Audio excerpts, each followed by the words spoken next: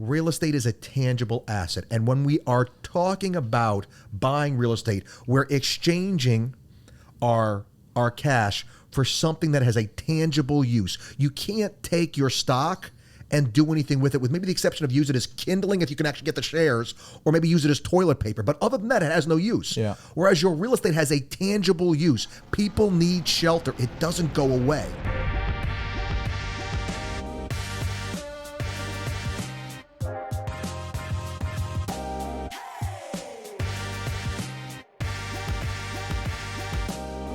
All right. Well, we were brought out of retirement by popular demand. I've had several people come up to me and say, "Man, why'd you stop the podcast?" Why do we stop the podcast? I don't know. Just things happen. Yeah.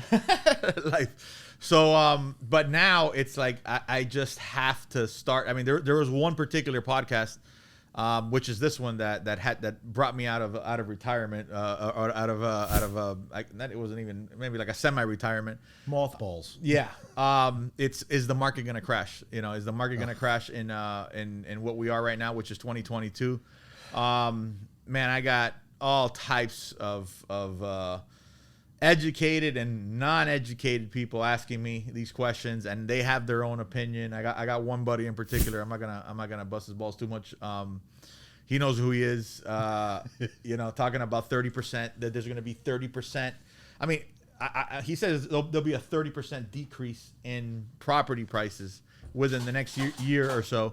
So, he's telling 30% decreases in prices. I mean, I'm bombarding him with graphs. I'm bombarding him with information. I know I've tried to get him on the podcast. He's absolutely not. Every Is that the guy that's been wrong for the last. No, this is another. That other guy quit. No, that guy. He beaten into submission. I beat him into submission. That was 5 years ago. He's been telling me stuff that he's been absolutely wrong about. He's been beat into submission. This one seems to be a little bit more resilient. Actually, no, because the other guy lasted a couple years. So I still got some time with the war of attrition is just beginning. Yeah. So, he's gung ho on that. There's going to be 30%, decreases in pricing. I'm like, that's a complete collapse of the real estate market. Sure. I mean, because even in 2008, as a general, as an average, it was like 19% or something. Yeah, like that, nationwide right? it was. Right. So he's talking about the worst real estate collapse even past 2008. And there's no graph in the world, no anything that I could show him that's gonna. Are there zombies involved with his market collapse? I mean, it seems like this is an apocalypse kind of. You know what? Let's talk about. It's almost like I did the podcast for him. He's gonna enjoy this. There's one thing that he keeps on mentioning. Well, this is not sustainable. It's not sustainable, right? Absolutely. So it's and he's speaking about directly in Miami. It's not sustainable. My thing is, you might be right. They might have to move away from Miami, and they might have to go. And so we're on a group chat, and we've named the group chat because I told him this is a permanent reset. We've actually named the group chat Permanent Reset. So it's one of those things where I think I'm pretty sure you and I agree on that. It's in Miami in particular, in South Florida in particular. There's a permanent reset. Now, I know we have fans all over the world, and I'm not even kidding. We have fucking people in Australia listening. I forgot to tell you that. That's awesome. There's a nice group of Australians listening to us. So sorry, I don't know the real estate market in Australia, but South Florida wise, he's been seeing these crazy increases, sometimes doubling of property prices, but. My angle to that is like, yeah, but these Miami, these New York guys, these California guys, these guys that are moving in, that are running away from these political issues and everything, are still saying it's absolutely cheap, right? Sure. So there is going to be a point. Relatively speaking, from what they're used to, people in New York are used to paying, $2 million for an efficiency, basically for a 1-bedroom studio. Yeah. So that's the whole I guess idea behind it, that it's impossible. People are not going to be able to afford that, and I'm agreeing with that. They're not going to be able to afford that. Miami is going to become as unaffordable as LA. as unaffordable as Chicago. It's already the most unaffordable. It's been, I guess, voted is the right word. A city, most unaffordable city in the United States. I've seen a couple, articles about that. So, which is silly because our pricing is still below those of places like New York and. So you and I met a guy from California the other day, right? And he's like, he came in and started and bought several properties. I'm gonna pick this one up, pick this one up. He just bought like 6 or 7 properties. Absolutely. And he's like, I can't believe how cheap things are here. Yeah. Right. Well, I mean, I think that when you look at a market, right, the thing to take and pull away the noise, because the issue really that is creating the response of your friend is the most recent time when real estate prices have done what they've done is 2007, leading into the crash of 2008. So everybody sees real estate prices go up and they say, well, last time we saw this, this is what happened. It's their most recent memory. It is the most recent. It's the PTSD from the 2008, and I get it, but go ahead. Well, I mean, I think that the thing to do is one of the beautiful things about real estate over some other investment type like crypto. Crypto, we have a very short history to look at. Right. With real estate, we have That's a great point. We have this long history. So, like, I don't know how crypto is going to react to the next Fed rate hike, but I do have a pretty good corollary as to how real estate is going to respond because real estate has been through inflationary markets. Real estate has shown us over time how it reacts to increases in rates and what it does to real estate prices and all this stuff. I agree with your friend to some extent that that inflation is going to drive the Fed to increase rates. Increased interest rates puts a downward price of pressure on real estate, but a downward price pressure does not translate to prices going down. The reality of it is something is fundamentally different than what we had in 2007. In 2007, we had almost no inflation and we had almost no wage growth.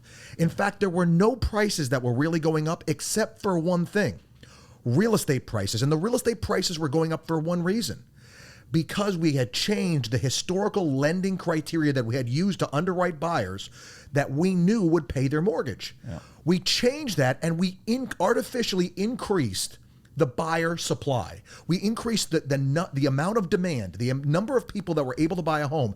This created what I like to call artificial buyers. Yeah. They look like buyers and they can spend like buyers, but in reality, they're not historically what we know as buyers in the market. And the thing is, they underperformed in the market. In other words, they bought in the market and they were not able to take and perform as buyers historically have. This created a situation where at some point the banks recognized their loans are not getting paid. And when they did, the banks didn't slowly scale back on the lending. They turned off the supply of money. And so when they did that, it was immediate. It was literally from one day to the next. And so you had, let's say, I'm going to pick a ridiculous, we had 1 million buyers. Yeah. And then the bank turned off the money. And now we have 6 buyers. And all 6 of those buyers are all looking at each other like, I'm not going to buy. Are you going to buy? Well, I remember it being, the example that was used, it's like, if you had a restaurant, you had a Chinese restaurant, for example, it's not like people stopped eating Chinese food. They just stopped eating food. Yeah, period. It was gone. They're just gone. Because if you could still buy, you're looking around and you're saying, wait a second, nobody's buying anymore. I'm going to take and wait and see what happens here. And it was months and months. It was at least 6 months of zero. Oh my God, yeah. It was zero. And I mean zero. I mean, just because, then properties, started a downward spiral of 20-30%. Sure. I'm talking about locally, even 40-50%. So nationwide, important to know. Nationwide, the drop in pricing. What camera am I looking at? This one. All right. So nationwide, the drop in pricing during the worst real estate collapse in history till this point was a 19% on average. Now, there was areas here in Florida was the epicenter. I mean, I forgot what president Florida it was. And Vegas. Yeah, landed like if it was a hurricane. Those are the worst. But it was a 19% drop. So we got to stop comparing everything to 2008. Well, I think this is the smart place to do this from, and this is the place that when I usually address this with customers and with agents, because I teach all over the country, and it's the number one question agents get asked. In fact, to the point, I've written a class on this. I'm listening to you. I'm getting one graph that I did forget that I want to show. No worries. There's 2 things that make a market, right? supply and demand. That's it. That's all that makes a market. And so if we look at the situation in 2007 going into 2008, we had a supply that was rapidly expanding to keep pace with the buyers that we had based upon the lending that was being done at the time. When the banks stopped the lending, it took away a tremendous amount of that demand, and the rest of the demand that existed all took their ball and went home. Everybody stopped buying, and as you said, for 6 months, maybe even a little longer, they all just started looking at each other. Zero. Nothing was happening. And so when that happened, you have you had a supply that was well suited to the demand that existed. Now the supply is incredibly excessive compared to the non-demand that we had. So when you have an oversupply situation, what happens? Prices have to come down to attract buyers to buy up that supply. Yeah. Well, as those prices came down, the nature of the mortgages that were made disincentivized people from paying those mortgages because they were in now extreme negative equity positions as real estate prices came down. So all of this created a situation where now... You answered it by mistake? I had to. It created a situation where now more supply is getting added as these homes that are in default start getting added to the existing oversupply situation, which took and made prices have to go down even further, which drove more supply into the market as more and more people continued to default because they were in a negative. So you had this downward spiral effect. That is what caused 2008. Yep. The question is today, do we have a situation that mirrors that? Do we have demand that is artificial? In other words, are banks making the same kind of irresponsible loans they did in 2007? Well, the answer to that question, one of the statistics that I point to is if you went as a first-time mortgage applicant in 2007 to get a mortgage, walk into the mortgage officer's office and you say, hey, I'd like a mortgage. Yeah.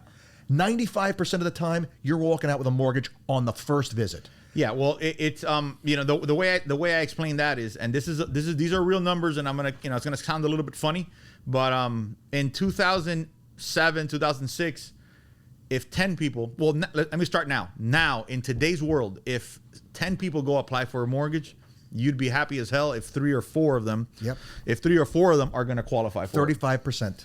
Is that the actual number? That's the number. I was just doing that based on what I see. In 2006, 2007, and I heard you say 95%. I'm going to go 110% because I think out of 10 people, 11 people would qualify for it. There was dead people, and I tell people this all the time, and they're like, think I'm joking around, but there was actually dead people buying homes because people were stealing their identities, and it was so easy to pass the mortgage, to go through the mortgage process that actual dead people could buy homes. And that was not one, not two. There was a whole issue with dead people buying. So you can't compare it. So let's start with our first graph, Cadillac. And this is I got to give these guys a lot of credit. These guys are constantly giving information, keeping current matters. Their Instagram page, keeping current matters. All right. So they're so this is graph number 1, Leo, just so you know. So they had the Fannie Mae, Freddie Mac, an average of 7 forecast. Okay, this is their forecast. CoreLogic, HPES, National Association of Realtors, Zelman, and MBA give a forecast on what they think pricing is going to be in the next for 2022. Okay, mm-hmm. So we're looking at Fannie Mae is saying Okay, so for my buddy that knows it all. Okay, mm-hmm. Fannie Mae. Who's Fannie Mae? How can we explain Fannie Mae? I mean, Fannie Mae is the one that sets the lending criteria for most of the conventional loans that are made. They are a government institution that was created to allow banks to resell the mortgages they make so that they can recollateralize themselves to go out and make more loans. In other words, they are the ones that buy the mortgages. They're the ones that set the terms so that those mortgages get bought. Do they benefit from a fake narrative of increased property values? The opposite. Way. It puts them in danger. It increases the risk. Absolutely. Yeah. It's right. huge. So if anything, they'll be incentivized to be conservative. Always have been. Fair to say. Always have been in the history of Fannie Mae. They've always been super conservative. Freddie Mac, same thing. Absolutely. Right. So Fannie Mae is talking about a 10-point. This is 2022. Okay. Graph number 1, 2022. home price forecast. Fannie Mae, 10.8%. Freddie Mac, 10.4%. CoreLogic is one of these information softwares. Okay, 9.6. HPES, I don't know who those guys are. You know who HPES is? HPS. Sorry about that. Contact me if you want me to give you a plug there. Yeah. National Association of Realtors. Okay. So National Association of Realtors is the only one that might have a little bit of skin in this game as far as wanting, wanting to have a positive outlook out there. Okay. So I will give that. Zelman, I have no idea. MBA is the Mortgage Brokers Association. They're the lowest, because so they're saying a 2.7%. So Zelman is an 8.3. National Association of Realtors an 8.4. So the average of these 7 forecasters. Okay, and by the way, the interesting thing here is that the guys that are usually the most conservative, which is the Fannie Mae and the Freddie Mac guys, are looking at a 10.8 and a 10.4. Okay.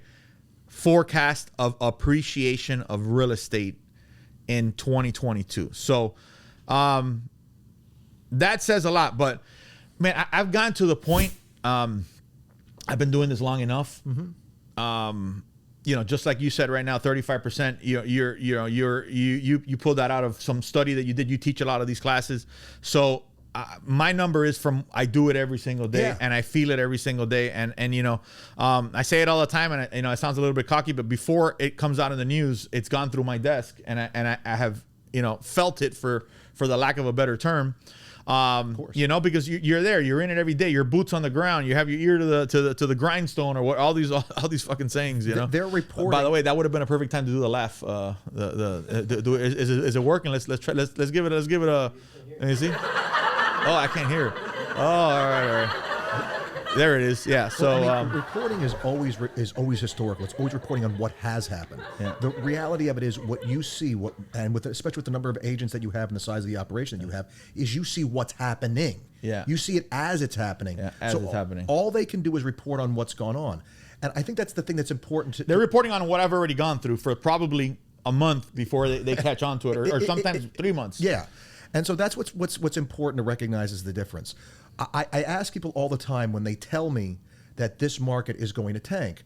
Okay, a market is made of supply and demand. We know what happened in 2008. Yeah. What is going to happen to change the supply situation? Are builders all of a sudden going to start building a whole lot more homes? Well, they really can't, and they've already slowed down some. Kind of like I'm gonna interrupt you because I forgot to do one thing. So I was expecting everybody to kind of know. I always like when I listen to a podcast, and I probably should have done it at the beginning. When I listen to the podcast, I want to know why the hell I should be listening to these guys, right? What the hell, like who the hell are these guys, right? to like why even keep this podcast on, right? So let's start with Cadillac, because I want you guys to really understand. I've already mentioned a little bit about mine. I mean, I'm just, a guy who's been in real estate for 23 years, have about 500 agents. So I get feedback from these guys. So Cadillac is an interesting, a really interesting person to have here, because he's almost an encyclopedia of real estate at this point. I mean, that's a fair way to do it. He teaches, he has his own courses, which is the Ace Investor courses, which is a series of a bunch of real estate courses that are excellent, nitty gritty stuff. They don't, none of that fluff. It's all stuff you need to know. He's also an instructor for the National Association of Realtors, flies you around the country, teaching courses to realtors all over the place. The local Florida Association of Realtors, and you're also the instructor of the year. I was the instructor of the year for Miami Realtors, which is the largest real estate association in the country. Yeah, in the country. Miami Realtors, Miami RE is the largest real estate, the largest realtor association in the country. I did not know that. Yeah. So. This guy is an instructor of instructors. This is a guy who, and a lot of these graphs that we're pulling today, that you guys are gonna see are graphs from his courses, right? Because one thing that we talked about before, the only real way to tell to see what's going to happen in the future, and that's just a fact. I mean, that's just not in real estate, that's in general. If you're going to look, if you're running into, presidents, anybody who's running into a situation, they might go back and see how other presidents dealt with a situation. So in our case, the only real way for us to determine what's going to happen, and not with 100% certainty or 100% accuracy, but is to go back and see, all right, well, how has the market reacted to similar situations? Yep. And that's my frustration. My frustration with my buddy. It's like, dude, let's at least analyze these graphs and let's see what's happened in the past with almost identical circumstances. Right? I mean, compared to the 70s, we are, as close as possible to the exact circumstances as we are right now. Absolutely. And look, I'm in addition to all that stuff, I'm a real estate investor myself. I run a real estate investment fund. So it's not like I'm the realtor guy sitting here trying to tell you, buy real estate. I'm telling you, this is how I make the investment decisions I do as to how to allocate my capital, how to spend my money.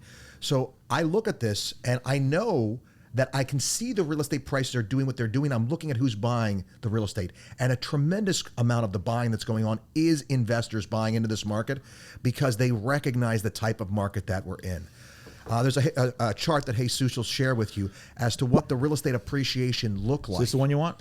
Yeah, that's a good chart right there. All that right. shows. So this is chart number 2, home prices in the 70s. Chart number 2, home prices in the 70s. That shows what happened from 72 to the early 80s, maybe? Yeah, 1973 to 1982. To 1982. So we're going to put these graphs up. The reason why I'm calling the numbers is so that Leo knows where to put them. So this is a graph of home prices from the 1973 to 1982 with. So it shows inflation, at that particular moment, and home price appreciation in that particular moment. And what's beautiful about it is it shows you just what a tremendous job real estate did as a hedge against 9% average inflation. So I know 9%. I mean, we're at 9.1% right now, and we're not enjoying this inflation thing that's going on. But to give you some idea of what that looks like on the decade-long basis, the actual inflation for the 1970s, the aggregate inflation from 1970 to 1979 was over 103%. Real world, what that means for you is if you took $1 in 1970, you couldn't buy 50 cents worth of stuff with it by 1979. There's a very technical term for how that feels. Ouch. Yeah. It hurts, right? But 1974 was considerably worse than it is right now. Oh, 1974, and I believe 1982. 1980 was 14%. 1980. So let's pick some. I mean, when you guys are there's some people that are going to be only listening to this, so I want to kind of mention it. So 1970, I'm going to pick the worst years. Okay, so 1974 was an 11% inflation. We were experiencing 11% inflation. Home prices appreciated 9%. Okay. Mm-hmm. Now we're looking at 1979, 11% inflation, 11% appreciation in home prices. Okay. This one's interesting though. 1980, 14% inflation, which is, I mean, considerably lower than, higher than it is right now. I mean, that hurts. But we're looking at only a 3% appreciation, but now not a depreciation. Absolutely. Did you find? I'm sorry to interrupt. Did you find any years where there was high inflation with depreciation? I want to give your friend the opportunity to crow, so I'm going to tell you. If you go before this to the 1970, that's where I usually like to start as 1970 because that's really where this inflationary cycle began. If you took in 1970, you said no. I'm going to wait for prices to come down. This is BS. It's a bubble. You know what? It did come down finally in 1991 by 0.3%. If you had waited 20 years, you had waited over 20 years and passed up all those levels of appreciation. Let's be clear. Right. It's about 350% appreciation. So you would have more than tripled your money. You would have been right in the 90s. But you would have saved. You ready for this? 0.3% in 1991. Okay. So, I mean, that 0.3 is pretty sexy. Pretty sexy. There you go, bud. Maybe you're right. In fact, Jesus has a chart there that shows real estate appreciation through the decades and what that looks like compared to the interest rates. Because that is, if we're going to look at this, guy right here? That's the guy right there. All right. If you take a look at that chart, it shows you that the interest rates in 1970 was 7.5%. Yeah. And the average real estate home price, you ready for this, folks, was $17,000. Man, you could buy a house for 17 grand. Not a bad day at Black Rock. Okay, so this next one, 1980. Okay, this is the one. This is the one. This is the one Cadillac that everybody has to shut the fuck up. Absolutely. Okay. Because not only my buddy, everybody. Before you say it, here's the thing. Here's the thing that everybody's saying. When these interest rates go up, the real estate market's gonna crash. Right. Okay, so in 1980, from 1970 to 1980, the mortgage interest rate went from 7.5% to over 16.5%. Okay, I'm going to repeat that, okay? Because from 1970 to 1980, rates went up from 7.5%, okay? And again, this is graph number 3, Leo. So 1970, 7.5% to 1980, 16.63%, okay? Over double. Yep. Over double. And the pricing, okay, the increase in pricing, the appreciation was 177.6%. So the average home in America was a 17,000. 177%. So all you guys are saying, oh my God, but the properties have doubled and over doubled, and this is not sustainable. It wasn't fucking sustainable in 1980 either. And people, you know what, had to adjust. And yes, some people are going to have, listen, just like some people, the Native Americans had to move out of New York, out of New York, you know? Absolutely. And that process never ended. Look, there used to be low income housing in Manhattan, right? There used to be places that people that were the air quotes working class would live on the island of Manhattan. So those areas don't exist. Those folks have moved to the boroughs, and then they moved to the outer boroughs, and then they moved to another state. Exactly. It's just the pricing pressure forces people to move and migrate. And if the job they have is necessary, the employer is going to have to pay them more in order for them to take and maintain that, or the nature of the business, whatever business they work in, is going to have to change. We know this because historically we've seen it over and over and over again. So your dad was one of the largest or the largest landowner or real estate owner in New York? In Brooklyn. In Brooklyn for I mean, what year was that? 1960s. 1960s. So what would a building, just an idea. So, you know, what like give me an example of one building of his. Well, his stuff was all industrial. It was all industrial stuff. All industrial stuff. So I mean, those. That's interesting. I didn't know that. Yeah, no, my father had a massive industrial operation. He was doing export shipping of stuff overseas. Yeah, super cool. Had a lot of patents, a whole bunch of really cool stuff that he did there. But yeah, I mean, those properties over that period of time, the appreciation. I mean, to put a fine point on it, just the home prices in 1970 was $17,000. That same house you bought for 17 grand is what, 47,000 in 1980. Yeah, so folks, you parked your money in something for $17,000, and that $17,000 turned into $47,000. Right. So now you're looking at it, oh, it's only $47,000, but that's the equivalent of a $100,000 home, right? Going up, what, to 300? More than that. Right, to 300 and something. Yeah. Right, 300 deep 300s. Yeah. Right. So again, this is not a new phenomenon. This is how it's how the economy functions, and B, it's how populations move. Populations are going to move for areas that they can't afford. Absolutely. So Miami was affordable for many, many years. Guess what? And I'm talking about Miami because this is where we're at, right? So South Florida, it's not affordable anymore. So does that mean that, and that does mean that if somebody sells their home right now, they might have to relocate to somewhere else. It does mean that. Is that mean? Is that hurting people's feelings? I don't fucking know, but that's just the reality of it. So don't sell your home, and that's the issue that we're having with inventory right now. Some people are like, well, if I sell my home right now, where am I going to go? Right? I bought this home for $100,000, 20 years ago. I'm on a fixed salary. If I sell my home right now, I gotta leave. So I'm not gonna sell my home, and that's part of the inventory issues that we're having. But if you do sell your home, then you do have to move. Well, the good news is there's a bunch of places in Florida that are still cheap. That's a bunch of places in the United States that are still cheap. That's what I love about the inventory issue, because the inventory issue is the supply. It's half of the equation of what makes a market. So the question is, where is the influx of supply going to come from that's going to make this market significantly change? Yeah. It's not going to come from distressed assets, because everybody has a ton of equity in their home right now. Right. It's not going to come from, what's going to make these sellers want to sell? Higher interest rates isn't going to make them want to sell. Sellers are going to be even slower to want to sell their home. I want to talk about interest rates because we saw a little bit of a market slowdown recently. I mean, rates have been jacked up quite a bit in the last couple of months, and they're going to continue to go up. They're going to have to continue to go up because it's the only way to slow down inflation, to stop the inflation. And this is really the thing. And I want to hit on this before I forget. What you have to understand is the difference between this and what happened in 2008 is there's a fundamental difference in the money that we're using today. The money we're using to buy the real estate with is what's actually changed. That money has become less valuable. One of the questions I ask people is, when was the last time you remember the price of a can of Coke coming down? I mean, I know since I was a kid and I used to load the vending machines for my dad, they've only gotten more and more expensive, right?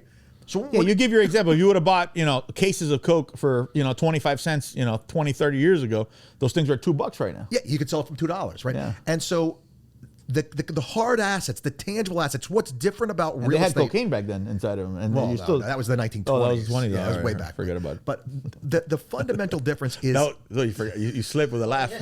Jesus. There it is. The difference is between real estate and all the other assets that people want to point to, the crypto, the stocks, the bond, whatever. Real estate is a tangible asset. And when we are talking about buying real estate, we're exchanging our cash for something that has a tangible use. You can't take your stock and do anything with it, with maybe the exception of use it as kindling if you can actually get the shares, or maybe use it as toilet paper. But other than that, it has no use. Yeah. Whereas your real estate has a tangible use. People need shelter. It doesn't go away. Yeah. And so that is the fundamental difference. And the amount of dollars they're willing to exchange for that, as those dollars become less valuable, they are willing to exchange more of those dollars to get that same use. Yeah. So let's talk about another one. All right. Rates have gone up. We're at a 5.5 right now when this podcast, what's today's date? July 15th. July 15th. Rates are around the 5.5. They actually went down a little bit, I think, last week. Okay. So we're at a 5.5. So this graph right here, which is graph number 4, okay, historical 30-year mortgage rates from 1975 to 2022. Okay. So 1975 to today. Basically, not literally today, because it's a little bit backed up. It's about 6 months backed up, but it still serves its purpose. So January 2021, all-time low. So the all-time low was 2.65 in January of 2021. So I remember telling my realtors, guys, you will never see rates lower than this again in your entire life. Enjoy it. To my realtors that were slacking around and now, rates are really low, and they didn't understand the historical significance of it. There's a podcast somewhere here that says, are we living in the best real estate market in history? Yep. We did a podcast specifically on that. And probably, in exception to what's probably going to happen right now, which is there won't be as much appreciation, but for a realtor, for somebody who's works, makes a living selling real estate, you have a buyer and you're going to be able to find the homes because inventory's going up a little bit. Properties are taking a little bit longer to sell, which is awesome. It's perfect. Which is awesome. Which is not a bad thing, guys. 70 offers. I had a property. One of my realtors had a property where it was 72 offers or something like that. Not showings. Offers. Not healthy. Absolutely. Not healthy. Not a healthy market. And that's where I agree with your friend. A return to that is unsustainable. A return to normalcy is what we should anticipate, and that's exactly what you're saying. Right. So the high was October of 1981 was an 18.63%. Yep. So October of 81, 18.63%. So now, if you look at that graph from 1975 to today, we are, still way below what's happened in the last, 50 years? Absolutely. So you guys have to put things in perspective. So those of you that are complaining for a 5.5 rate, you're absolutely insane, all right? Or you're uneducated, and that's what. But let's not call them insane or stupid, right? Let's call them uneducated, and that's why we have to. And that's what this is for. I would say they were deprived of the access to this information. So I think some are stupid anyway. But let's go with the nice part. That it's you're looking at a high of 18. By the way, in 1980. Real estate was still appreciating. real estate was still appreciating. Right. It was not a great time for real estate appreciating, but it was still appreciating. It still did a job of protecting someone's wealth better than anything else they were going to have done with their capital at the exact same time. Here's the thing, and they got to realize this, right? Because people say with interest rates going up, it's going to disincentivize people from buying homes. Absolutely it does, but here's the thing. The reason why the rates are going up is because inflation is occurring. Well, inflation is actually incentivizing people to buy homes because if there's inflation going on, their wealth, their buying power with the money that they earn from their work is being reduced. If they're renting, their rent is going up to keep pace with inflation. If they own and they have a mortgage, the portion of their income that represents their housing expense is fixed, which means they're experiencing the appreciation, the value of that, the benefit of the real estate going up in value because the money is going down in value. So if you rent, your expenses, 100% of your expenses are going to continue to go up. If you own, your other expenses are going to go up, but your mortgage payment stays the same. You will be able to sustain your standard of living as opposed to other folks because this is the other thing to realize, everybody. Wages go up when there's inflation. But here's the sad part. They never go up as much as the rate of inflation, which means everyone's standard of living falls. Yeah. That's what happens. Yeah. And so let's go back because I definitely want, after this, I definitely want to talk about rents because the phenomenon that I'm seeing right now is that people are just buying whatever they can buy.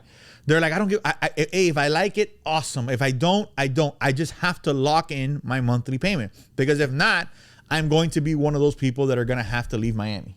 Absolutely. Right? So if you don't lock it in right now, so basically people are choosing between, staying in Miami or living in a house or an area that they don't want to live in. Right? So yeah, I'm going to go to an area that I don't like, live in a house that I don't like, but every month I'm going to know what I'm going to pay, right? And every year, I'm not going to have a landlord jack up my rents, 20, 30, 40%, like it's happened this year. Absolutely. So if you own real estate, Cadillac owns a shitload of real estate. I own, a nice amount of real estate. It's great for you. It's great for you when rents go up. Being a landlord right now is it's phenomenal. Maybe the best in history. I would agree. When you get to the rent part, I'm all over it because that is one of the big pieces that people always undercount is the benefit of being a landlord in an inflationary market with high interest rates. Yes, it makes it harder for me as the owner of an income producing property to sell it because of the high interest rates. I agree with that. Even though many of the investor loans that people take to buy those properties are assignable, which means you can assign away your low interest rate to somebody else. That's a different topic for a different time. But here's the big thing to realize. If the interest rates are high, that means the people that are renting my property would have, in order to take the alternative to renting, to buy, they're going to have to pay those high rates, which means that their ability to take and choose an alternative to renting my property and whatever rents I want to charge is more and more expensive for them, which as a landlord frees me up to charge basically an increased rents basically pretty much however I want to because the alternative is becoming more and more expensive for my tenants. It is a very opportune time, even with 6% mortgage rates wherever they are right 5.5.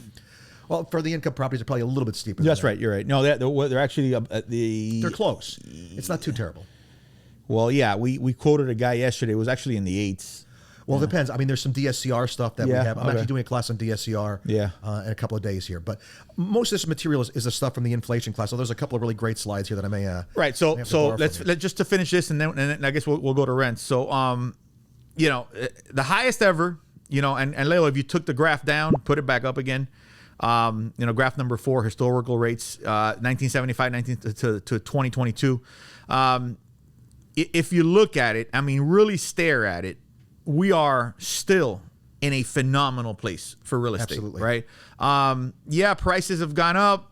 Again, salaries have had to gone up, but interest rates are still historically low. So now the issue that we're having is, and now I'm going to go to the next graph, which is what caused the majority of this negative stuff, right? Mm-hmm. Is, what rates were at, so this is graph number 5. It's average rate of U.S. 30-year fixed mortgage rate, but starting in 2018. So this is a graph So basically the same graph that I showed you guys before, but it's just cutting off, starting off in 2018 till today, right? Or till about 6 months ago. So rates in 2018, okay, were at 4%. Okay, now 2019, they were almost almost the same way we're at right now, at a 5.5%, right? Then the pandemic hit, and they went all the way down to a 2.65. But what frustrates me and just straight up pisses me off is like people are like, oh my God, the rates are all the way, oh my God, the rates have gone up so much. What's going to happen? The market's going to crash and this and that. Motherfuckers, the rates were almost exactly the same in 2019 when everybody was celebrating what an awesome market this was, right? Like, what do you mean? People love negative news so much, dude. I've been reading the news now, and now because I'm not a new realtor, I'm not a new real estate, a real estate professional or a real estate investor. I've been around the game enough so I could see through the bullshit of the headlines. Yep. Rates dropped, rates increased higher than any time in history or in the last I don't know how many years. No, it hasn't. So if you guys keep these graphs, right, and go and make it a habit to, instead of listening to the news, first of all, it's going to be a lot more fun to listen to these headlines because you're going to see the bullshit right through it. Oh, but go back and see and go back in history and see, all right, well, where was inflation? Where was appreciation in this time? Where were the rates before the pandemic? Same as they are right now, pretty much. So why is it so bad right now? Because it came up from a 2.65. 2.65 was the best in the history of the United States of America. Absolutely. Doesn't exist. It won't exist again. It was a reaction to the pandemic and the unknown and just keeping the economy alive. So no, you can't compare it to that. Compare it to 2019, and we're right around there. Compare it to the 80s. Compare it to the 70s, where inflation was as high as it is, right now, or higher. That's the stuff that you guys need to do, not just, oh my God, market's gonna crash. What am I gonna do? Let me tell everybody. Let me send this negative article to everybody and scare the shit out of everybody, right? It does. Sit back. Do your numbers, right? Go back, look at these graphs, and look at the statistics. I had a look. There's one of our my friend's daughters that can't say statistics, and I just realized I barely can say it. She says it really cute. Statistics, But yeah. So let's So rates again still historically low, right? So what we're trying to prove to you guys here is that, look, we don't have a magic ball.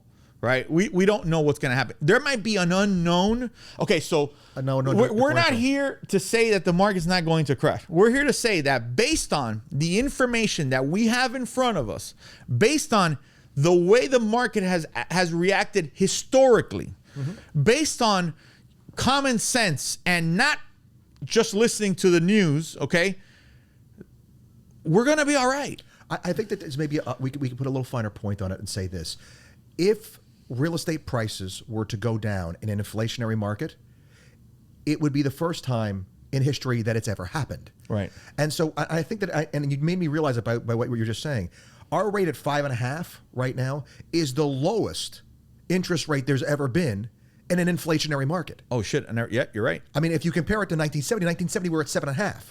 We're at 5.5. We're 2 points below, 200 basis points below where we were in 1970. So here's the thing. The reason why investors have been jumping all over real estate is because the value of the real estate as an investment has improved with the outlook of inflation. And we can talk about that more when we get to rents. Yeah. So, look, great point. So if we go back and we look at high inflationary times, okay, which is what we have to do to analyze real estate right now. We have to go back and we got to be like, all right, where has the real estate environment been similar to where we are right now? So if we go back and we look at that, okay, we're going to notice, and again, we just noticed here right now, when he brought it up, I hadn't thought about it that way either. We are living through the lowest interest rates of high inflationary times in the history of the United States in at least in recorded history times, because I'm sure who knows what the hell happened 100 years ago, right? There wasn't really stuff to keep track of it. Since the advent of the secondary market. Yeah. So let's call it in the last 50 years, and the times that's actually mattered, right? Yeah. So, now what does that mean for inflation? It means that it's probably going to continue to go up, right? So they're going to have to increase rates. But right now, today, the ones, your little babies that are complaining right now, and the ones that are saying, "Oh my God, interest rates are so high and the market's going to crash because of it," you are I can't call them stupid, right? It's misinformed. Misinformed. Okay, you are extremely misinformed. Get your head out of your ass and go in there and look at the statistics, and you'll realize that we are still in a historically, right? Historically, I don't know. I would say advantageous time to buy real estate. Yeah. I mean, look, to me, the position is right now to get long. What I'm doing, I'm getting long in income producing real estate, and by specifically housing, specifically residential income property. To me, that's where it's at, because rents are going to have to go up. Why? Because the money they're using to pay the rent with is less valuable money. That's why it has to happen. All right. When the value of money goes down, rents go up. The price of Coca-Cola goes up. The price of groceries goes up. The price of everything goes up because the things haven't changed. The money we're using to buy it with has changed. And so what's going to happen, and what you've seen happen in all of these inflationary market is, I mean, I remember them touting that we had 4.4% wage increases this year.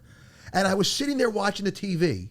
And this is what with 9% appreciation. With 8-point-something%. I mean, it's 9.1 now. With over 8% inflation. So effectively, you took a 4% pay cut, but they're touting that your wages went up 4.4%. Wages are going to go up because people are going to need their wages to go up just to survive. And so employers are going to have to pay people more. It's just natural it happens, but it tends to lag behind the inflation. Yeah. And so the reality of it is, as interest rates go up, and folks, they're not done going up. One of the things that's most interesting about a deep dive into the inflation of the 1970s in particular is how persistent it was. They kept raising rates and raising rates and raising rates. And finally, Paul Volcker's opinion was, we have to take the interest rate above the rate of inflation. We have to take the prime rate. Huh. Now, folks, the prime rate, I think the prime rate right now is like 1.75%, and our mortgage interest rate is 5.5%, right? So they took the prime rate up over the rate of inflation, which was 14% at the time. And that gave us interest rates on our mortgages of over 18%. And finally, after over a decade of fighting it, they were finally able to permanently get a handle on the inflation and drive it down into the 1980s, which gave us the 1990s, 2000s, 2010s, and 2020s, which was at least the early part of 2020, the most historically beautiful, low inflationary time in our lives. The problem is, folks, after 40 years of peace, we don't remember what this war and inflation looks like. And so we have to recognize that we're not used to this, and the way our money is going to behave differently than what we've seen for the last almost 40 years. That's really what it is. And so let's also talk about, kind of like another one of your graphs here, that the one you just gave me a little while ago, right? On rents? No, on the money supply. Well, I mean, look, and this is the crazy So thing. this is number 5. Sorry, number 5. Number 5 is, what the biggest, I guess, what lit this inflationary fire is the money supply, correct? They made money less scarce. They printed a whole lot of money in an attempt to take and mitigate the effect of shutting down the U.S. economy and all the loss of business and revenue that was going to occur from basically first initially shutting the country down and then limiting how much business everybody could do. And all the outward effects, I mean, on wages, on people's ability to have jobs, on all that stuff. So they basically tried to print their way through this problem, and they increased the money supply by some estimates as much as 5 times what it was. So to put, if you guys look at this graph number 5, so it's the M1 money stock, okay?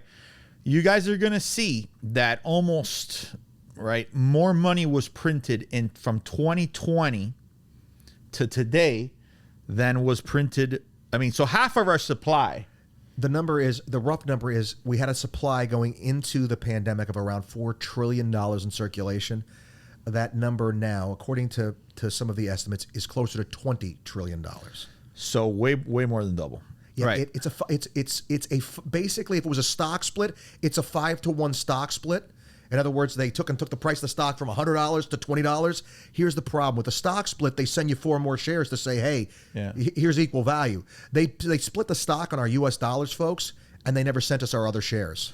Yeah. So again, so to understand this, and I joke around about the stupid thing, but I am joking around.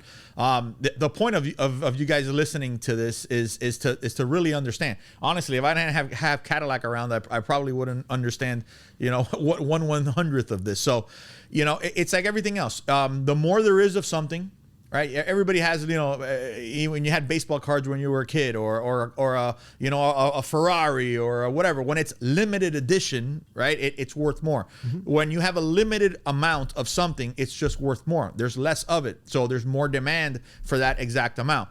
So if you have, I don't know, 10 of these, since we're on the baseball card thing, we got 10 of these baseball cards, right? And all of a sudden they make what?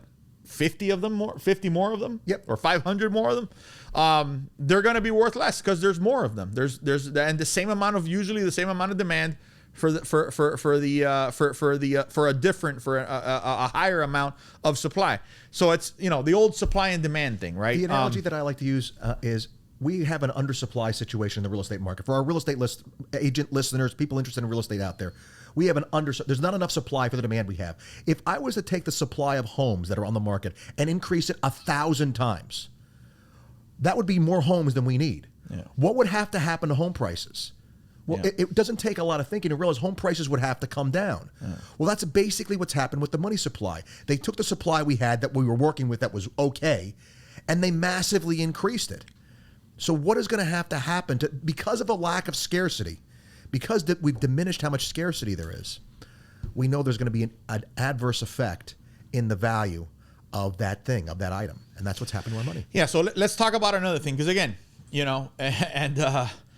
I was very surprised when I went into the statistics of where we have listeners and where we have viewers, and I was like, "What? How the hell?" Australia is the one that stuck out, but there was another very, very weird one. So to all our millions of Australian fans, thank you for watching, thank you for listening. But there wasn't a million, but there was a nice amount, by the way. There was a nice amount, which is pretty damn weird. I love Australians; they're great people. But we focus on. We talk a lot about national statistics, but we really focus on our understanding of the South Florida market, which is an international market. The joke that I've said a million times, but I got to say it again because it really explains what South Florida is the best thing about living in Miami is how close it is to the United States. That's a good time for the laugh. Come on, bro, Leo, bro, you got to get. So it's really not Miami. Miami's real estate market is not really, back to my friend, and I keep on telling him this right now, supposedly, and again, I really don't want to get into politics because that's where I really, we'll talk another 45, hours about it. But in Colombia right now, there was a huge change in a political direction, right? So, there are people, we are getting flooded with phone calls, inquiries, everything of Colombians trying to get their money out of there now before we have a situation like we had in Cuba or Venezuela or whatever. So Miami is not only based on our local economy, on wages, on employment. It's an international market. What I'm seeing right now in Miami. So why is South Florida not going to crash? Okay. And why is Florida not going to crash? There's 1,000 people moving in a day into Florida. Yep. I would take credit for South Florida being 30 or 40% of those. I don't know if you have a different statistic to that, but that's the statistic that I feel seems accurate. and again, I'm usually right on that for whatever weird reason. But so if we're getting 1,000 people a day moving into Florida, okay, we have people from Colombia, maybe not moving in but getting their money out. We have another thing that's really impacting the South Florida market right now is the interest rates in Argentina went up to a 52%. Yeah, they're trying to get a handle on their inflation. 52%, not 15.2%. I want to make sure we're clear here. 52%. So when an interest rate goes up to 52%, and there's a crazy amount of Argentinians already over here, guess what they're going to do? They're going to get their money out, and they're going to try to get their money over here. Chile. Actually, I don't know the exact situation for Chile, but there's something going on in Chile where Chileans are moving into. So Miami is a market, an international market and a national market. So we got people coming in, flooding in from the Northeast, New York, New Jersey, all of those people. California, that's the one that worries me, all right, because I don't want them to bring their fucked up politics over here, okay? And it's only a matter of time before it happens, okay? We'll see. I mean, we're safe for now. Let's put it that way. But what's made, and you could, again, I'm trying to avoid talking politics, but you cannot mention Florida real estate without giving all the credit to DeSantis. Look, I mean, all of it, on its face, going into COVID, if you wanted to pick the state that should have really had the hardest time dealing with it economically, it would have been Florida. Between the elderly population that we have, the dependence upon international travel, the cruise industry, Disney World, all of these things. We should have gotten our asses kicked. We should have gotten pummeled. And I remember there was one month in particular coming out of this when people started going back to work. Fully a third of all the new employment in the country was in Florida.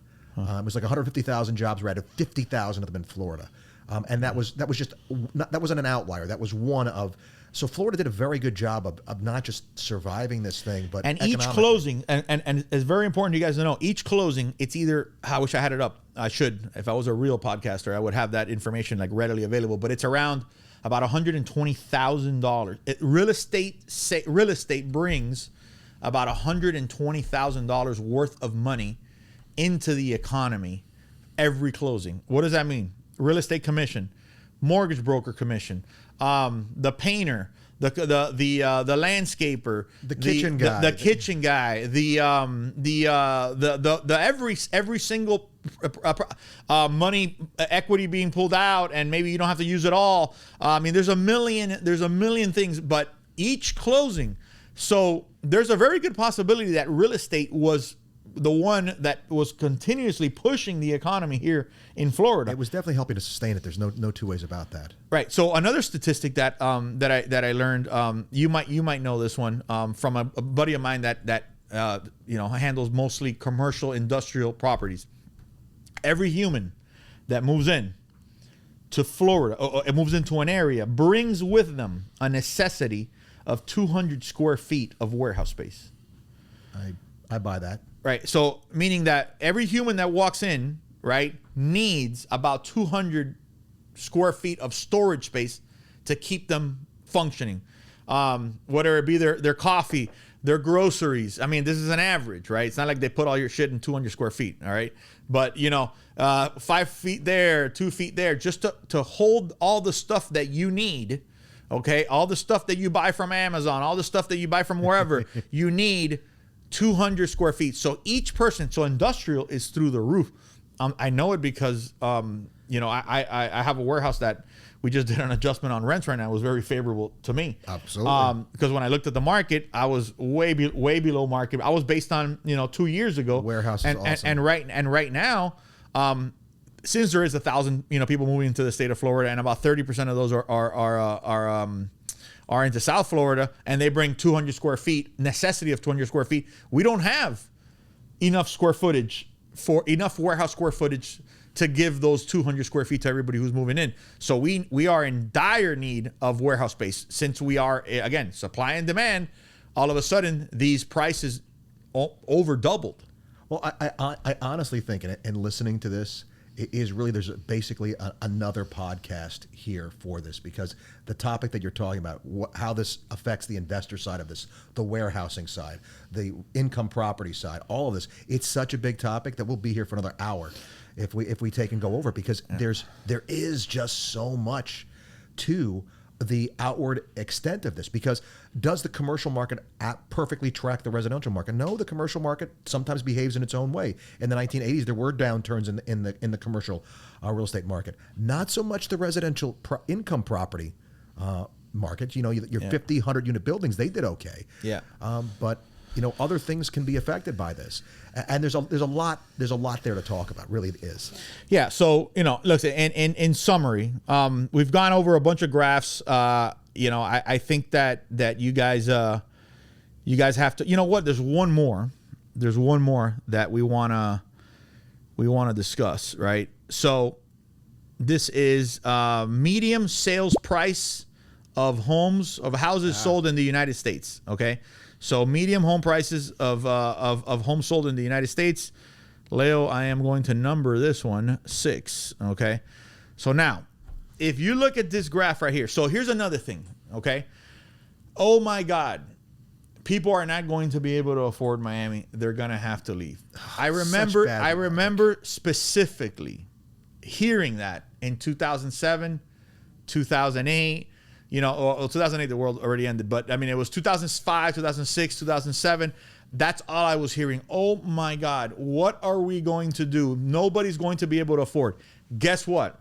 Since then, the medium home price went from basically $270,000 to $400,000. Since people could not, oh, my God, what are they going to do? They're not going to be able to afford that. So, basically, I mean, we have another, what is that? I mean, that's another $100 and something $1,000 jump since people could not afford it. And oh my God, what am I going to do? And everybody's going to have to move out. And this is the term I hear a lot. This is not sustainable. It's sustained. It's sustained once. It's sustained from 1965 all the way till now, from $30,000, from $17,000 that we just looked at the other graph before, all the way to over $400,000. You know, so yeah, it is going to sustain, because if you look at history and you don't look at the fucking news and you look back and you look at the actual graphs, it is going to sustain. Why is it going to sustain? Because it just does. That's just the way it works. It's more than that, right? The thing that's hilarious about that comment, it's the kind of person that gets their economic theory from their humanities professor in school. The person that's teaching gender studies is the one that's telling them how the world works. The reason why rents are going up in Florida, in Miami, is not because somebody is putting a gun to people's head and saying you must sign this lease. People are coming in and agreeing of their own volition to pay these prices. It is a market response. It's not some made up thing where there's, you know, some evil dark lord forcing these prices up. Landlords have always since the beginning of time are going to charge whatever they can. That's their profit. That's how they survive. Nothing has changed except the desirability of this area. This area has become more desirable to more people. And when that happens, when something is a scarce resource and more people want it, prices go up. Now, can the folks that live here now still afford to live here? You know what? They may get priced out. And this is the reason why buying up in places like Jupiter, Homestead. But that doesn't affect the sustainability of the market. It means that people have to move out and other ones are going to move in. Just because people have to move out doesn't mean that it's not sustainable. That the two things do not follow. And one thing that, again, you know, it's a very simple concept, but yeah, this area is more attractive. Well, you used another word right now. More desirable than other areas. And guess what? That's the way it reflects. It reflects on property prices. If Absolutely. It was less desirable, right? I was in Chicago this weekend. You know, listen, I was forced to go to Chicago. Okay. I actually took a picture of a selfie of myself with a picture of Lightfoot from Chicago there. So so Chicago, I should send you that. So Chicago, it is probably the murder capital of the United States right now. So is it desirable to live there? Probably not, right? So if we were the murder capital of the United States right now, we would be less desirable, which would mean less demand, which would mean more supply, which would mean lower prices. But we're not. So that's why the sustainable part and the, guys, it ends up being, and kind of like, and you said it, and it just, again, it hit me, we're a more desirable product. That's it. We're a more desirable product. And in any other desirable product, prices go up. So why wouldn't we go up? So in Chicago, again, I was forced to go there. We were a part of a big group, and we were flying out of there, and everybody decided to fly out earlier, go in earlier, and I had to hang out all day in Chicago, and I wasn't happy about it. So they gave me a list of all the tourist attractions that we were going to hit. So I went on Google. And again, I'm the worst guy to travel with, obviously, if you hear this story, okay? So the Bean is one place, right? It's that big thing. I Googled shooting at the Bean, right? 14 people shot at the Bean, this and that. Then there was another place. I forgot the names of them. I would put the name of the place, shooting. Well, and then listen to what I'm fucking telling you. All but one place had shootings there within the last fucking year. Yep. I'm talking about, and so then they're like, oh yeah, but that all happens at night. I go, okay. Let me Google shooting in broad daylight. Fucking article over article, shooting in broad daylight here, shooting in broad daylight there. So I was like, dude, you got to be fucking. I thought I was just gonna catch up on a couple. Every single tourist attraction within the last couple of years, there's been multiple shootings in the city of Chicago. That's why people are fed up. That's why. What's the name of that company that just packed up and they're moving to Miami? Oh man, I know. Bringing 3,000 employees. I forgot the name of the company. Yeah, but it was a brand name company though. Yeah, it's a brand name company, an investment hedge fund, type company. Said I can't take it anymore. I am hauling ass. I am leaving Chicago and I am coming to Miami. Less desirable product. More desirable product over here. Look, simple. No state income tax, no snow to shovel. And here's the thing.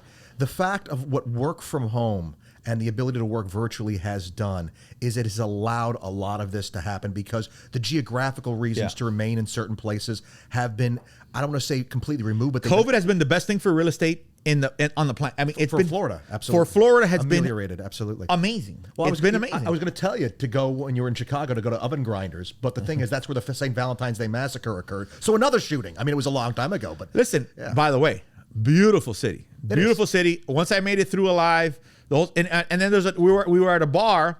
And again, it's buddies of mine, and we're they're making fun of me because I'm all I do is talk about the murders. I'm making fun of them because they're idiots for picking this place. It's a constant thing. So they start talking to the bartender, and they're like, "See, she's saying that it's not that bad." That's exactly my buddy's word. It's not that bad. I'm like, "Oh, okay."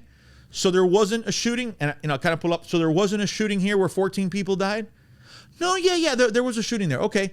So wasn't there a shooting at this place? Yeah, but that was a different situation. Dude, I went through 5 different shootings until she realized, she's like, I could see it in her face. She's like, oh shit. I'm just used to it. But, I walk up to a cop and, again, we're walking down the sidewalk. And again, me being the pain in the ass that I am, we're walking by 2 cops and I go, hey, officer, any advice, on what I got to do to not get shot while I'm here? They start laughing. He goes, shit, we're trying to figure that out ourselves. And then as I'm walking away, we all laugh.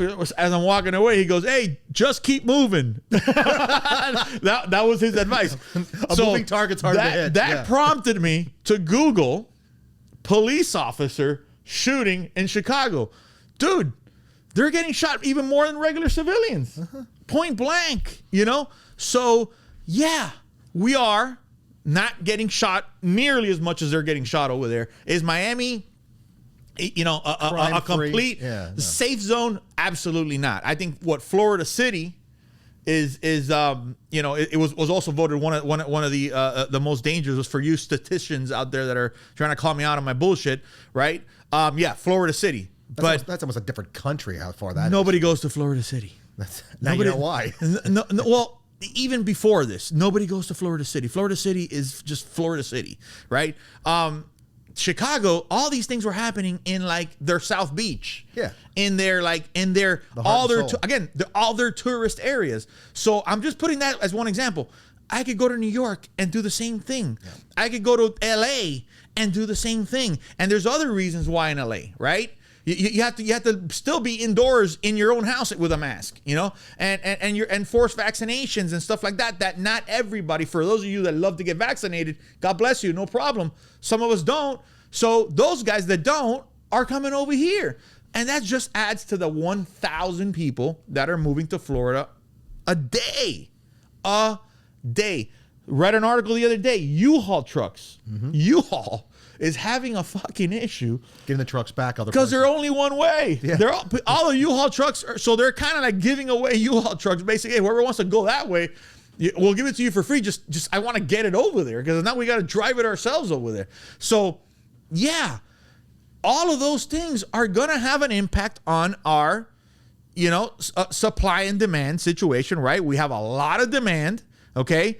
And we have very little supply, so that's going to increase prices, and that's not going to change for the foreseeable future because no matter what, how long should this inflation last? I mean, if Biden, being such an awesome president, right, takes a hold and grabs the bulls by the horn and takes this and does what he has to do with it, we're looking at what, another year? Oh my God, no! I mean, if the persistence of inflation is anything like it was in the 70s, it'll be years. Wow, kind of like so you're going back in history. This is a nice concept. You're going back in history to figure out what the fuck's going to happen right now. Well, I mean, that's a new concept. Yeah, when you apply similar pressures to an economy, it's good to look back when to times when those same pressures were applied to see how the market responded. The market there's a tremendous number of things that make a market, right? There's a tremendous amount of factors and stuff like that. And so all you can really do is look back to times when similar pressures were applied and see how the market reacts. And to me, I think that the Fed has been wrong every single time as to the persistent nature of this inflation. And I don't see anything from the behavior of inflation or the behavior of the Fed that leads me to think that they're going to get, I don't think they have the will to take the prime rate over the rate of inflation. And I don't know that that's necessary. I hope that's not the answer because that's really scary. If that is recession and inflation are usually tied? There, in the 1970s, there were several recessions that occurred throughout the course of that. But because that makes it more difficult for them to raise. If we're in a recession right now, which we probably are, absolutely. What I'm assuming the Fed is concerned about is jacking up rates. It's almost like pick your poison, right? Absolutely. Are we picking a depression? I mean, sliding into a depression, which I mean has to have. I mean that's extreme, an extreme situation. But is that their hesitancy? You know, increasing rates so much that it'll slide our recession into a possible depression? They do not want to have, and their key markers for a recession are not just negative GDP growth, which is what we've seen. The amount of stuff. The chances are very high we're in a recession right now. The thing that they're floating that says it's not a recession is the fact that the labor numbers are so strong. And the thing is, though, workforce participation, the number of people working is still not at what it was in 2019. And so what they're using as their metric to measure this by is month over month growth, which is still us coming out of the underemployment that we had from COVID, right? So we still don't have as many people employed as we do. So I think that you're right. I think we are in a recession. I think the Fed we're 5 months in to a recession. Yeah.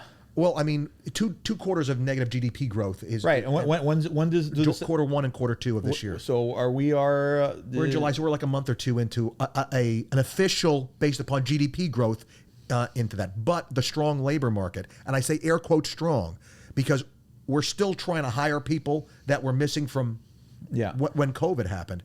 I think that is masking the fact that because the GDP growth has fallen, we're not selling as much stuff, so these companies are not making as much money. So I think a lot of the better jobs are going away. A lot of the high employment is going away, and the jobs that we're seeing are a lot of the service industry jobs that people are getting hired into. Yeah.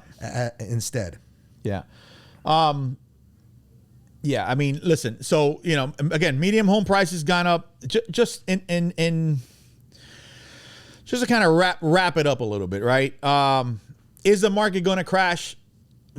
I'm not stupid enough to sit here and tell you guys no, for certain it's not. All I'm telling you is that if you sit down and you study, okay, the behavior of the real estate market within the last 50 years, okay, you're going to see very, very close similarities to what's happening right now, okay? That basically tells you, that we're not going to have a crash. Now, the last crash was 2008, okay, where the situation was completely different. And, we've kind of glanced over 2008, and I want to talk about 2008. A lot of you know about 2008, but some of you might not. 2008 crash for here was an absolute meltdown. I mean, it was the whole country was in a recession. Real estate was in the worst depression it has ever experienced. Okay. Mm-hmm. Drops that we've never seen. Again, banks, Cadillac mentioned it earlier. I'm old enough and been in this game long enough to have experienced that where, I'm running a very nice sized real estate company. At that point, we were like we're 500 agents now. Back then we were 200 agents, which seemed like an enormous company back then. I remember that feeling. And all of a sudden, banks just start closing. And Yep. we're calling. I owned a mortgage company back then also, and we're calling. Hey, we're supposed to close this deal tomorrow. Give us whatever paperwork we need. Let's send it to the title company, et cetera, et cetera. And the bank was actually closed. Not closed for the day, was closed forever. And then once one closed, one went out of business, the other one, and it was and it got to the point where even the ones that weren't closed just stopped lending. Yep. So it was a complete shutdown of the real estate industry. The only people that were buying were people that were buying cash. And even those guys weren't buying yet. They were waiting for the bottom to hit. Yep. Right. And waiting for that bottom. And that bottom probably hit within a year-ish, right? Where people started buying. And I remember that distinctively, right? People were starting to buy when prices were under construction cost. Yep. That was the marker for the savvy investor. If prices went under construction costs, they knew that that was the safe route. Now it could go lower. And it did. But they were safe around what it would cost to build that house based on current material pricing, labor pricing to reconstruct that price. Because remember, there's three ways to appraise real estate, right? There's the income approach, which is, how you appraise an apartment building, any rent producing property. any rent producing property. There is the sales comparison approach, which is, what similar properties in the area, similar price, similar look are selling for. So you compare those, and that's the sales comparison approach. And then there's the cost comparison approach, what it would cost me to reconstruct this property, right? So that's where people were seeing the bottom. And that's when, boom, all of a sudden, hey, it was very damn close to the bottom because people were safe enough to say, all right, at worst case scenario, I can't even rebuild this house for that low of a price. Yep. And that's when it started going up, right? So that 2008 was it was brought on by the mortgage-backed securities, right? It was brought up by free money, okay? Meaning that I was joking, I have some interns here now. I got a shitload of interns. I got like 7 interns in my office right now for the summer. And, I was trying to explain 2008 to them, right? And one of the things was, you guys, you kids, as soon as you turn 18, as long as you had a 700 credit score, you would go and be able to buy $1 million house with no income verification. There was a no income, no documentation loan, no income, no doc, right? They would just need your license and your 700 credit score, and they would give you $1 million loan. No problem. Right? In some cases, they would even give you money for closing costs. It was 107% financing. So that's the stuff that was happening in 2005 and 2006. And then they were packing it up and these mortgage-backed securities and selling them off to the secondary market and that whole, clusterfuck on that side. But people that were not even close to supposed to buying were buying. And those people, as soon as things got a little bit tight and properties just went down a little bit, they're like, well, I'm selling this house because I bought it inflated. I couldn't afford it.